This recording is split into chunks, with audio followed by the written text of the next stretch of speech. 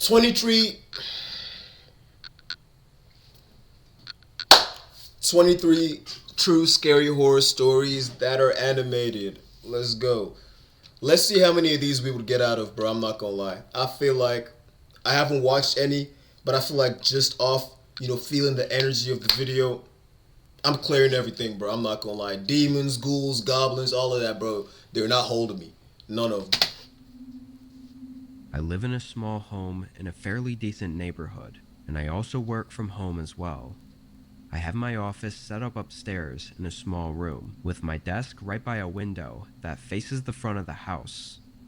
I liked being able to open it for fresh air, or have the view when it was nice out. This was as fall was just starting, so I pretty much had the window open all day. One regular weekday though, around noon, I was doing my usual work at my desk when I noticed something out the window. There was a person, a man, standing at the bottom of my driveway, not walking past it or stopping to tie a shoe or anything. He was just standing there and looking up at my house. I couldn't tell if See right there, that's when you start waving the blick, bro. That's when you be like, "What you need, bro?" Hold on, bro. Hold on, where's it at? It's like, "What you need, bro?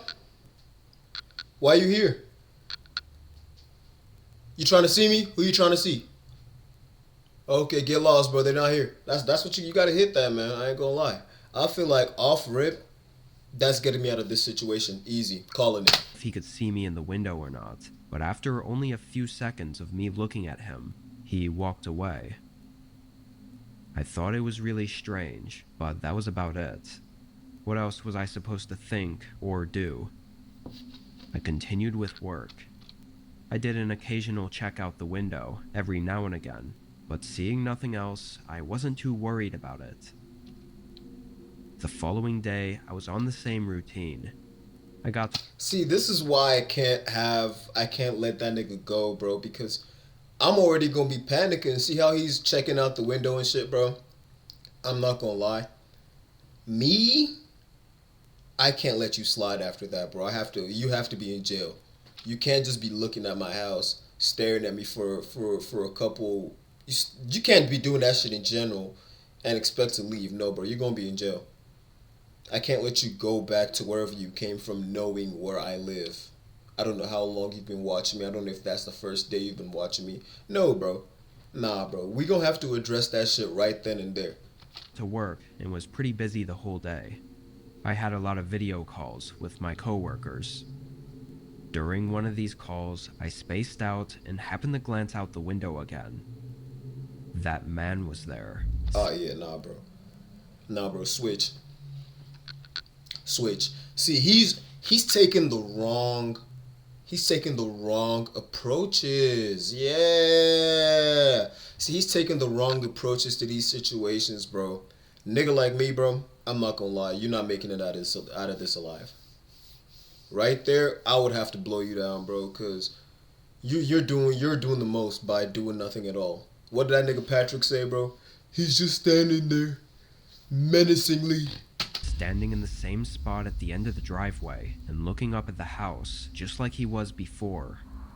Something about this time was 10 times more creepy and eerie. Why the hell was he back here? I must have stared off at him for a while because one of my coworkers noticed I looked worried and asked if everything was okay. I said yeah and tried to refocus on the meeting. I kept looking back though. He was standing there for a minute. Then I looked back again, and he was gone. See, he's taking I would have told him exactly what was going on, bro. Why are you telling him that nothing is happening? So if you go missing, now nobody knows where you are. You see why I say that these stories aren't really scary, bro. These stories are not scary. Y'all are just dumb. Whole time. Whole time. I'm getting out of this easy. The rest of my workday felt to drag on. I couldn't stop thinking about this random guy looking up at my house. Cause if bro shows up one more time and you don't blick him, bro, that's on you. I'm not even gonna lie, bro. Like that's on you, bro. It was just so odd. When I got out of work, I went outside and walked around my driveway, looking for any reason for them to be looking up at my house like that. Everything looked normal. However, I did notice that the window of my office was visible and clear from where the man was standing, which means he could likely see me looking at him. I went back inside. So, bro is literally just staring you down. Hell no, bro. I'm not going for that, bro. I'm sorry. No. And made dinner. I had a call with my brother that night, and I mentioned it. He agreed it was odd, but said it was likely nothing. After getting off the phone, I sat down and watched TV, hoping to get my mind off of it. A couple hours passed. It was maybe 9 p.m. I had the show turned down because I was getting tired, but with the low volume, I was able to hear what I thought were footsteps outside my house. I jolted up from the couch and stared at the front door. Blake, if you're doing anything other than blinking this nigga, bro, you're doing the wrong thing. I'm sorry. The footsteps walked up, only stopping for a brief second, then walked away. I hurried over to the door and looked out the peephole. I could only faintly see a figure walking down to the road. Once they were gone, I opened the door. Immediately, I noticed a note taped to the back. It was short. It just said, "Cat, answer the door." I was not only confused, but horrified. How did they know my name, and what was— Oh, nah. Like, this is what I'm saying. You literally cannot keep living on this earth after you do some shit like this to me, bro.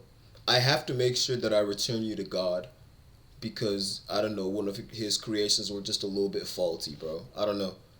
This is not okay. What was the note even supposed to mean? They didn't even knock or stay long enough for me to have answered the door. Not that I would have anyway. This was enough for me to call the police. And what are you gonna call them for, Blow? I said Blow. You could have really up-blick on these niggas, bro. You could have really up-blick on these niggas, bro. Handle the whole situation, taking your paranoia away. Easy. 2 officers came over, and I told them everything. Unfortunately, there wasn't all that much they could do, though. They pretty much wrote it all down, and said if something else happens, call them. Because you gotta think, if the nigga is coming up to you like this, bro, he probably doesn't have his phone on him. So he has no way of being tracked to where he's going. Bro, put that nigga in the basement, bro. You feel me? Infinite stake method, bro. Don't ask me what I mean by that. It really didn't make me feel much better. I stayed up late that night, laying in bed, unable to sleep. I literally just laid there for hours, thinking about this man that was stalking my house and the eerie note he left. Then, at just before 2 a.m., a knock at the front door echoed through the otherwise silent house. My body froze up. Blickiana. I've said it a bunch of times, bro. Blickiana. The silence of the house was now deafening as I listened in fear. After a few seconds, they knocked again. My heart started beating faster. Nah, this is not okay. I got my phone and called 911. They sent officers right away, but the knocks continued the whole time I waited. Eerily, they never got louder or more rushed or aggressive. It was just the same knocking, over and over, echoing through the hallways of my home. The operator on the phone updated me that the cops were 2 minutes out, and just after that, there was a longer pause between the knocking. Nah, bro. 15 seconds, then 30, then a whole minute passed. When the officers showed up, nobody was at the door. They were too late. Again, I told them what happened, and they seemed to take it a little bit more seriously. Yeah, bro, I ain't gonna lie. Officers are kind of useless sometimes, bro. This time, but it still wasn't enough for them to do anything about it. They said they would have an officer patrol around here for the next couple weeks. Those weeks came and went, and the man never came back up to my door or to the end of the driveway, at least from what I know. It's been months later now, and still, Nothing else. It still scares the hell out of me, though. The thought of the creepy note. I mean, you deserve to be scared, bro. You let the nigga live. Nigga like me, that's not happening, bro. You forfeited your life on this earth once you've done some shit like this. I'm sorry. Telling me to answer the door, and then there being knocking at 2 a.m. is just terrifying. Then there's also the thought of them coming back, lingering in my head. I don't know what they wanted, who they were, or if they're truly gone for good.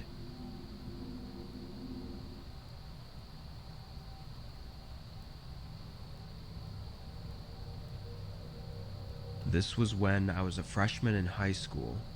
The town I lived in was small, and I guess you could say pretty old-fashioned compared to places nowadays. It was very woodsy all around, and the buildings and houses weren't so compacted together. My home was out in the woods.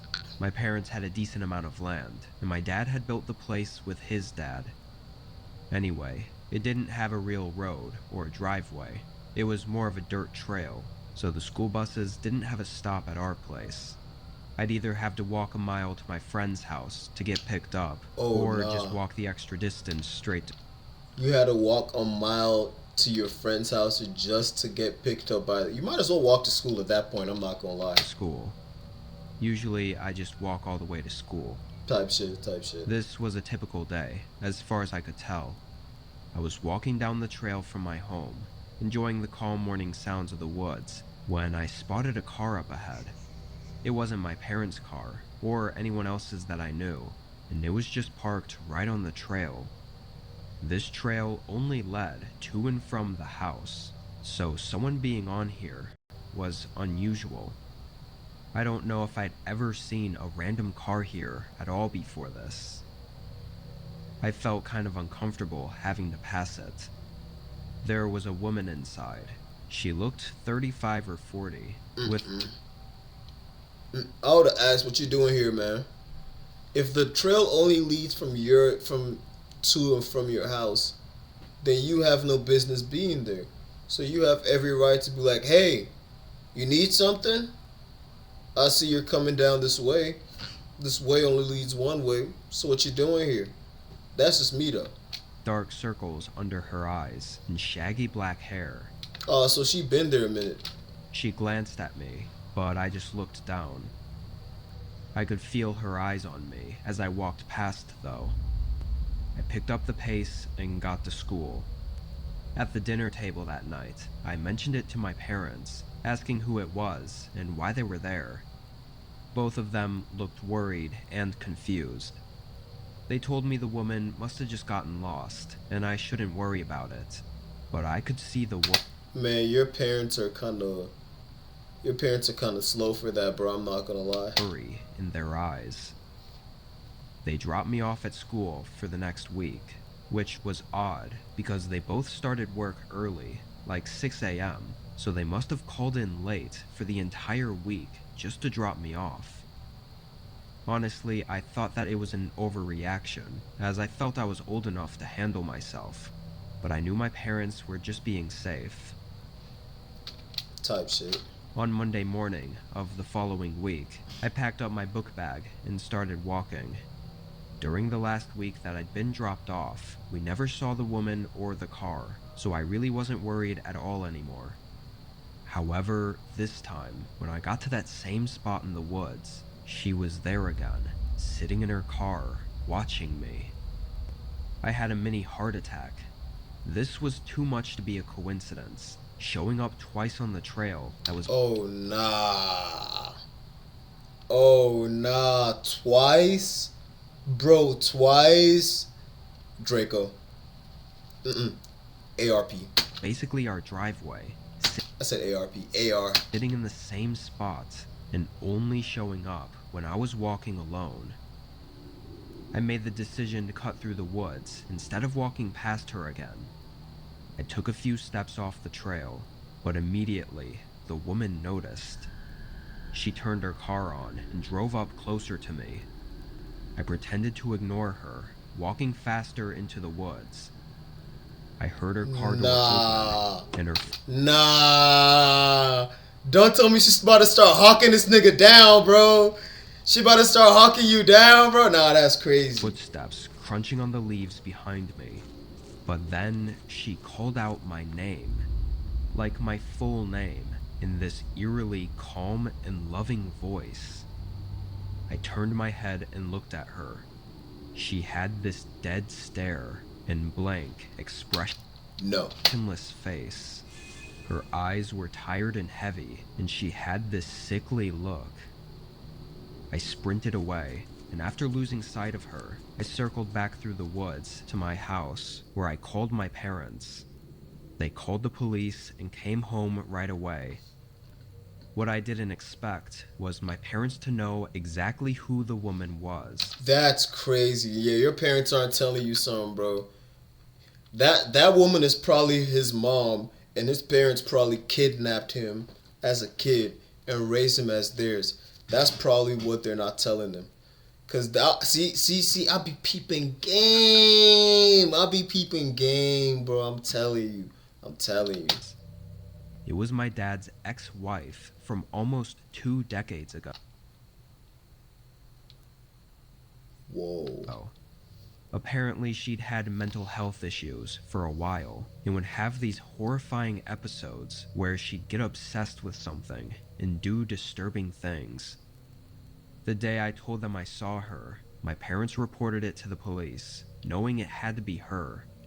Police failed to do anything about it, though, only checking up on her and saying she seemed normal. For that whole week, though, she had been stalking our house, knowing that every time my parents left for work early, it meant I would be walking alone to school. Nah, bro. She was really on some creeping shit, bro. That's crazy. Why she look like Onision, though? My parents never told me what happened to her after this, or what she was trying to do to me, or why she was doing any of it. Hopefully, nothing like that happens again. Hey, nigga, that's the video, man. Appreciate y'all niggas for watching, bro. Like, subscribe, all that good stuff. We have a Discord set up now. You feel me? Links gonna be down below in the description. And tap in with the streams, bro. I'm not gonna lie. We're trying to build a nice little community up here. But yeah, appreciate y'all niggas for watching, man. I'm gonna see y'all niggas later.